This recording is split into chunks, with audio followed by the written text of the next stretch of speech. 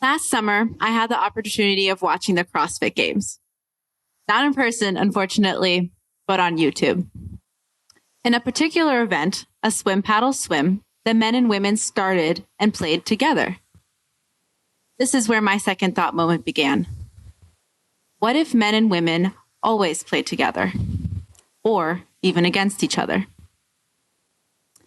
I am a woman and an athlete, and alongside 5 other women, I captain a sports group here at St. John's College called Kunai. Kunai is available to women, trans, and non-binary athletes. Now, some of these terms might be new for us, so I'm going to define some of them. The term trans is used to describe somebody who has transitioned from one gender or sex into another. The term non-binary, which you'll hear me say a lot, is used to describe somebody who moves between genders freely or has no gender at all. Kunai has recently had to expand its definition of who can participate because this gendered paradigm is in trouble. Beyond St. John's College, we separate men and women, boys and girls, into these categories when they play. But this doesn't work for everybody. We cannot separate athletes into men and women as we've so strictly defined them, because there are people who do not fit into these categories. I want everyone, regardless of their gender or sex, to experience the transformative, challenging, healthy, and fun aspects of being an athlete. The 4th pillar of Olympism in the Olympic Charter states that the practice of sport is a human right. We all need to be active. We might not all become Olympians, but we all need to be active. However, if we don't change our conceptions about who can play and where, we will continue to deny a crucial part of being human. So if this is such a problem, why haven't men and women always played together? I think there's an unexpected reason. For men to be aggressive with men and women with women is one thing, but for men and women to be aggressive together is another. We feel like we're treading into dangerous territory. Violence between men and women is a serious issue we're trying to combat in our culture. But why am I characterizing sports as violent or aggressive? A minute ago, wasn't I just talking about how competitive and fun they could be? At my 4 years at St. John's College, I've played many different sports, but I was raised in basketball. I've played for almost over a decade. And when I tell people this, they have 2 reactions. They either say, Nancy, I love basketball, let's play sometime. Or they wish I'd never mentioned it. Why is a sport polarizing this way? When I'm playing basketball, I'm doing things I generally wouldn't do. I can invade somebody's personal space. I can swat the ball out of their hands. I can be bombastic and loud and gloat. In general, I'm given license to defy our social rules. And inherent to the design of many games is this violation of our cultural norms. No wonder it bothers us so much.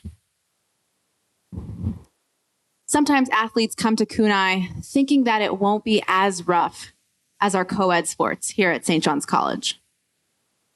They are wrong. We think that by playing with people who have the same physicality as us or the same bodies as us, that we're less likely to get hurt. But this isn't the case either. What it depends on most is the relative skill of the athletes on the court or field around you. Risk of getting injured is inherent to sports, whether it be a man, a woman, a trans, or non-binary athlete. So before I move on to my next point, I want to address some of the emotions that might be coming up. Gender dynamics is really difficult to talk about. It's quite uncomfortable. And ultimately, I'm not wedded to any of the ideas I'm telling you, but this conversation needs to happen. It is incredibly important. But And I want all of you to challenge your ideas on gender. What have you been told about men, women, trans, and non-binary people that is not useful or true? If some of these ideas bother you, as they might, I want all of you to reflect on them because they are intelligent ones. These feelings will tell you a lot about yourself. So as I was preparing for today and having conversations with many different athletes, one issue kept coming up: the concern about the uneven playing field. Will it be fair for people of all gender expressions to play together? Is it fair that everyone will be judged together? Through selective media, we are led to believe that people with more testosterone and more male characteristics will perform better. End of story. This is not always the case. There are so many more factors that go into an athlete's success or failure than just their hormones. They are not the be-all, end-all. There are trans and non-binary athletes who, with these testosterone differences, who perform average among their peers. Though disgruntled parents, athletes, and media would have you believe differently. When athletic organizations try to control for these individual variances, ultimately they fail because none of us have ever been equal. Athletes have never been equal. Competition is designed to highlight this. Some people will win, some people will come really close, and some will lose. The issue really begins with the idea that there is an even playing field at all. When we're measuring athletic competitions, what we're trying to control for and make sure that we're measuring is athletic performance and not some other ability. But what does it mean to have an even playing field? What we're really concerned with is fairness. Wouldn't we have to control for all of the variables to make sure nobody's getting an unfair advantage? Should we mandate that coaches train all of their athletes the same? All athletes should diet the same. Protein powder and supplements should be outlawed. Should athletes with prodigious height, weight, or muscle mass be barred from competition because of their genetics? If we take the idea of the even playing field to its logical extreme, everyone becomes the same. And the purposes of sport, like excellence, achievement, and fun, become irrelevant and meaningless.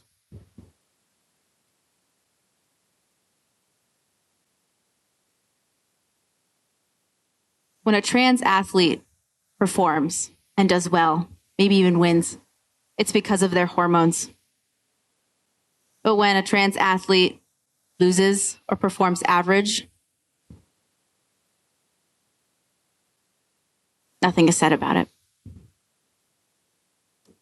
I think Dr. Rachel McKinnon put it best. She's a professor and a trans athlete. In her recent article in the New York Times called "I Won a World Championship. Some people aren't happy about it." She writes, "If you think I have an unfair competitive advantage, consider this. I lose most of my races. How can I have an unfair advantage over her if she beats me most of the time? And why should my right to compete be contingent on not winning?"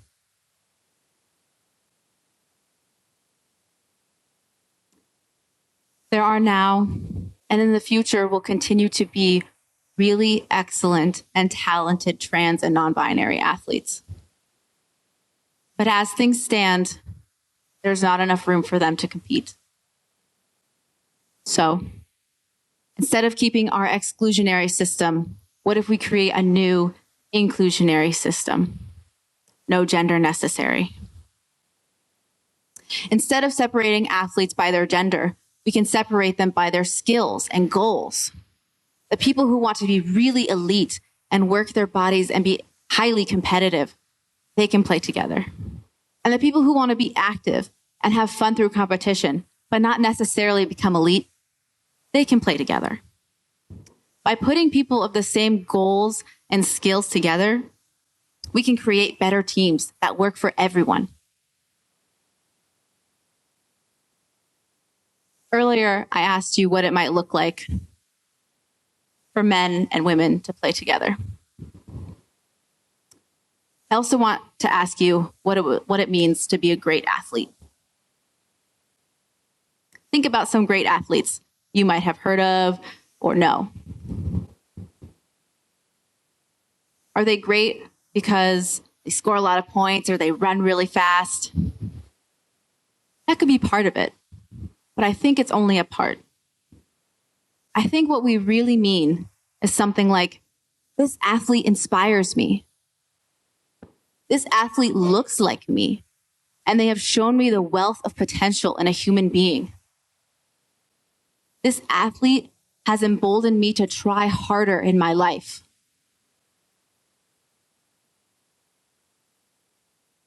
Many more people than we think can be that if they are given the chance to show it. Thank you.